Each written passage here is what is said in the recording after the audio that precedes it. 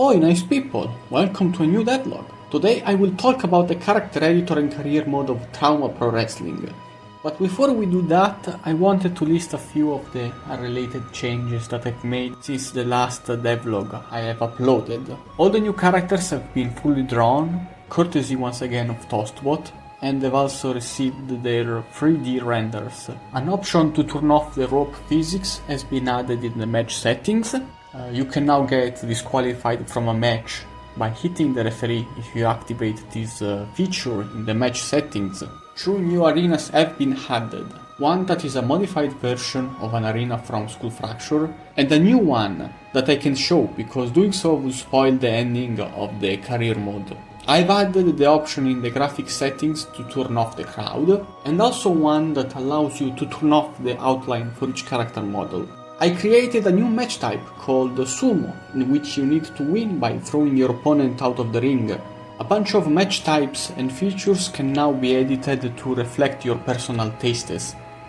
And lastly, I created a functional AI that makes full use of all the new gameplay features introduced since Skull Fracture. On top of all of these, there has also been a series of minor, technical and aesthetical improvements that are too small to deserve a mention. Trauma Pro Wrestling now has a release date. It's coming out the 7th of May, which coincidentally happens to be the day I was spawned into this cursed wasteland. So be nice to me and go wishlist it on Steam, thanks. Now that we've gotten everything out of the way, time to discuss the stuff that this video is titled after. There actually isn't a ton to say about the character editor. Like I said in the last video, this is based off of the editor I created for 30 days to be the best. To make a long story short, all of the already available body parts have been given more options and more colors to choose from. Stuff like the ends or the various skin colors have been made more granular so that you can make your character more asymmetrical if you want, and you can choose the name of the character, something that you couldn't do in 30 days. Alright, time for the main event, the career mode, what you will spend most likely most of your time on when playing Trauma Pro Wrestling. Before you can properly start your own Hall of Fame run, you're asked to make two choices. Picking up your difficulty should be intuitive enough, this is gonna influence how hard the fights are gonna be, and nothing else. What contracts will do instead is decide how rewarded you are after winning each match. Indie guys will get a balanced contract, where popularity and money earned are the same. Celebrities will earn more money but less popularity, and vice versa for the legends. I'm sure you're familiar with the concept of money, but what does popularity do in Trauma Pro Wrestling? Popularity is the main requirement to get title shots, just as I've explained in the introductory screen.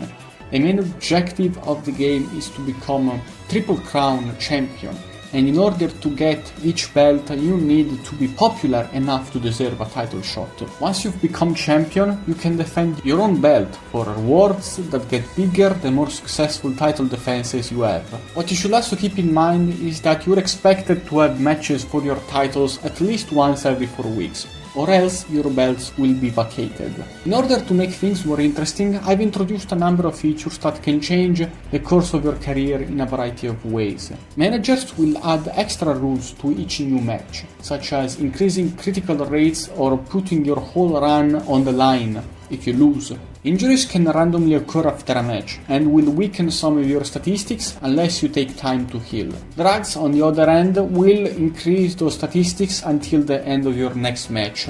Then you have gimmicks. Those will also alter most of the over 40 statistics that define each character, but in a much more impactful way, increasing some things at the cost of others. In the last row of icons there is a bonus section, but I'm not telling you what most of these are, you will have to find out yourselves. The only feature I'm highlighting is the one that allows you to skip one of the weekly randomized matches in case you didn't like the stipulation, but that's it. Everything I just said will also be explained in more minute details in a guide inside the game itself, so don't worry if anything I just said sounded too complicated. We're all wrestling fans here, I know numbers aren't our thing. For now this is all I have to show you.